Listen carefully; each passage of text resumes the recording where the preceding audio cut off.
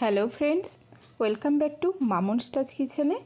আজ আমি বানাবো নিরামিষ একটা রেসিপি, এঁচোড়ের মালাই কোপ্তা কারি। খুব সোজা রেসিপি, বানাতেও কোনো কষ্ট নেই। আর এখন বাজারে এঁচোড়ের সিজন, তাই একবার এটা ট্রাই করুন। আর কোপ্তা কারি খেতে আমরা সকলেই ভালোবাসি। এটা সম্পূর্ণ একটা নিরামিষ রেসিপি। তাহলে চলুন দেখে নিই আজকের রেসিপি, এঁচোড়ের মালাই কোপ্তা কারি।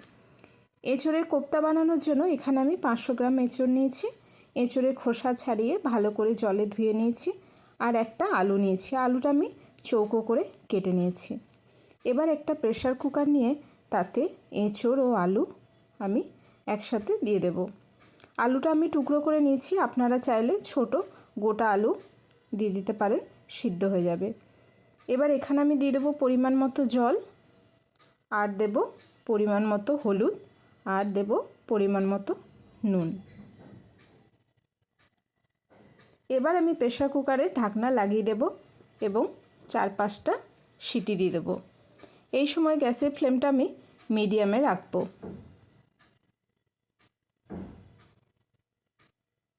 এবার কারির গ্রেভি বানানোর জন্য একটা মশলা তৈরি করে নেব। তার জন্য আমি একটা মিক্সার গ্রাইন্ডার নিয়ে নিয়েছি। এর মধ্যে আমি দিয়ে দেব 2 চামচ নারকেল কোড়া, একটা মিডিয়াম সাইজের টমেটো কুচি, দেব 1 ইঞ্চি আদা, 8 থেকে 9টা দেব কাজু,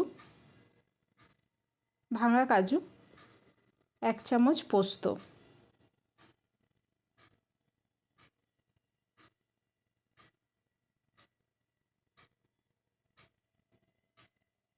আর দিয়ে দেব 2টো কাঁচা লঙ্কা। এবার এটার একটা পেস্ট আমি বানিয়ে নেব। এদিকে কুকার ঠান্ডা হয়ে গেলে কুকার থেকে এঁচোড়ো আলুটা একটা স্ট্রেনারে ছেঁকে নিয়ে একটা প্লেটে ঢেলে নেব। এবার আপনি চাইলে হাত দিয়েও ম্যাশ করতে পারেন, আর পটেটো ম্যাশার দিয়েও ম্যাশ করতে পারেন। আমি এখানে একটা পটেটো ম্যাশার দিয়ে ম্যাশ করে নিলাম। 4 থেকে 5 মিনিট ধরে এঁচোড়ো আলু ভালো করে আমি ম্যাশ করে নেব। এটা একটু সময় দিয়ে করতে হবে। যত ভালো মাখবেন মুখে এঁচোড়ের বীজ বা গোটা গোটা পড়বে না, ওই জন্য একটু সময় দিয়ে এটা মাখতে হবে। মাখা হয়ে গেছে। এবার এখানে দেব 1 চামচ বেসন, 1 চামচ নারকেল কোড়া, দেব পরিমাণ মতো হলুদ, পরিমাণ মতো নুন, গরম মশলা গুঁড়ো, লঙ্কা গুঁড়ো, দেব ভাজা মশলা গুঁড়ো, আর দেব জিরে গুঁড়ো। এবার এটা আমি হাতের সাহায্যে ভালো করে মেখে নেব। আপনারা চাইলে এখানে কুচনো লঙ্কাও দিতে পারেন। এবার এটা হাত দিয়ে আমি কিছুক্ষণ মেখে নেব। বেসনটা আপনাদের হিসাব মতো দিতে হবে। বেসন দেওয়ার পরেই ভালো করে মিক্সড করে নেব। এখানে একদম জলের ব্যবহার করবেন না। যদি মনে হয় কোপ্তার বল বানানো যাচ্ছে না, তখন অল্প আর একটু বেসন অ্যাড করতে পারেন। ভালো করে মাখা হয়ে গেলে এখান থেকে কিছুটা নিয়ে এইভাবে বলের আকারে গড়ে নেব। আর হাতে যদি আটকে যায় তাহলে হাতে অল্প তেল লাগিয়ে নেব। তেল লাগিয়ে নিলে আর হাতে আটকাবে না, বলের শেপটা ঠিকঠাক আসবে। দেখুন সুন্দর গোল হয়ে গেছে। এই একইভাবে আমি সমস্ত বল রেডি করে নেব। এখানে আমার সমস্ত কোপ্তা গড়া হয়ে গেছে। আর এখানে বাড়িতে যদি বেসন না থাকে তাহলে আপনারা ময়দার ব্যবহারও করতে পারেন। এবার কোপ্তাগুলো গরম তেলে দিয়ে ফ্রাই করে নেব। তেল আমি আগে থেকেই বসিয়ে গরম করে নিয়েছি। এবার আস্তে আস্তে সমস্ত বল তেলের মধ্যে দিয়ে দেব। আর গ্যাসের ফ্লেমটা এই সময় মিডিয়ামে রাখবো, কারণ হাই ফ্লেমে দিলে কোপ্তা বাইরে থেকে হয়তো ব্রাউন কালার হয়ে যাবে, কিন্তু ভিতরটা কাঁচা থেকে যাবে। তাই গ্যাসের ফ্লেমটা আমি একদম কমিয়ে রেখে উল্টে পাল্টে লাল করে ভেজে নেব।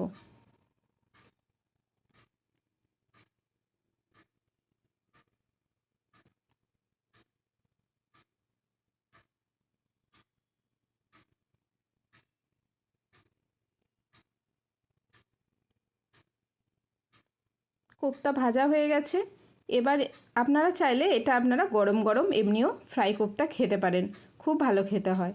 আর এদিকে কোপ্তার গ্রেভি বানানোর জন্য সেম প্যানে নিয়েছি আমি গোটা জিরে, একটা তেজপাতা, একটা শুকনো লঙ্কা, আর দিয়ে দিয়েছি গোটা গরম মশলা, দারচিনি, এলাচ, লবঙ্গ। গ্যাসের ফ্লেমটা আমি মিডিয়ামে রেখে দেব। আর মশলা থেকে যখন সুন্দর স্মেল বেরোবে তখন এর মধ্যে দিয়ে দেব পেস্ট করে নেওয়া মশলাটা।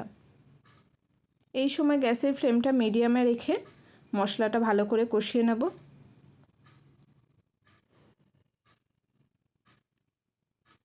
এটা আমি 5 থেকে 6 মিনিট কষিয়ে নেব, যাতে মশলা থেকে কাঁচা গন্ধ না আসে।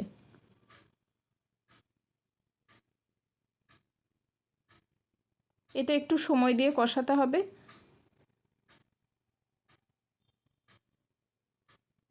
ঢাকা দিয়ে দিয়ে ভালো করে এটা কম আঁচে বসিয়ে রেখে এটা কষতে হবে।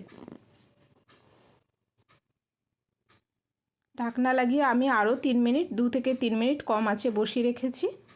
3 মিনিট হয়ে গেছে, মশলাও আমার রেডি হয়ে গেছে। মশলা থেকে আমার তেল ছেড়ে দিয়েছে। এবার এখানে আমি দিয়ে দেব কিছুটা ফ্রেশ ক্রিম।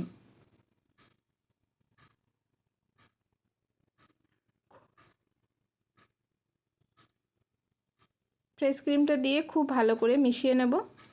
আর এই সময় গ্যাসের ফ্লেমটা একদমই লো রাখবেন। আর বাড়িতে যদি ফ্রেশ ক্রিম না থাকে তাহলে আপনারা দুধের সর, দুধ সমেত নিয়ে ভালো করে ফেটিয়ে এখানে ফ্রেশ ক্রিমের বদলে এটা দিতে পারেন, তাহলেও একই স্বাদ আসে। এবার ক্রিমটা আমি ভালো করে মিশিয়ে নিচ্ছি। এবার এখানে ওই ক্রিমের বাটি ধোয়া জল আমি এখানে অ্যাড করে দিলাম।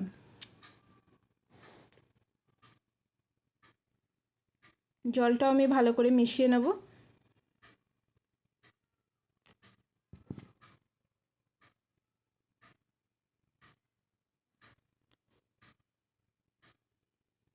গ্রেভি ফুটে গেছে, এখানে আমি দিয়ে দেব পরিমাণ মতো নুন আর দেব পরিমাণ মতো চিনি।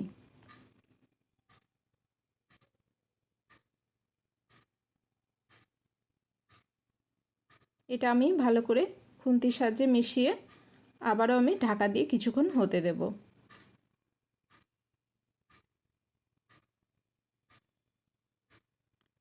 গ্রেভি ফুটে উঠলেই এখানে আমি দিয়ে দেব ভেজে রাখা কোপ্তাগুলো। এখানে আমি গ্রেভিতে হলুদ বা লঙ্কা গুঁড়ো কিছুই ব্যবহার করিনি, আপনারা চাইলে এটা করতে পারেন। আর কোপ্তা গ্রেভিতে দেওয়ার পর বেশিক্ষণ রান্না করা যাবে না, তাহলে কোপ্তাগুলো নরম হয়ে ভেঙে যাওয়ার সম্ভাবনা থাকে। এটা 2 থেকে 3 মিনিটের মতো রাখবেন।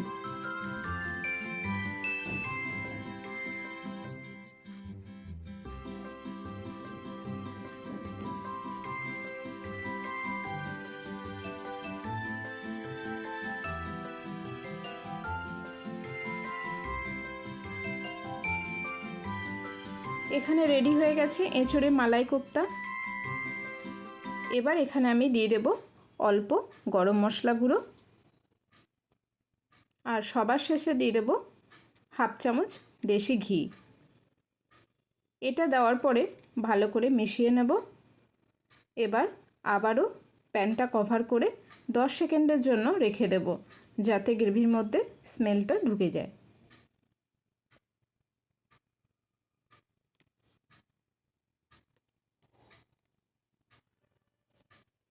দেখুন মালাই কোপ্তা একদম রেডি হয়ে গেছে, গ্রেভি একদম পারফেক্ট হয়েছে আর কোপ্তাও একদম সফট হয়ে গেছে।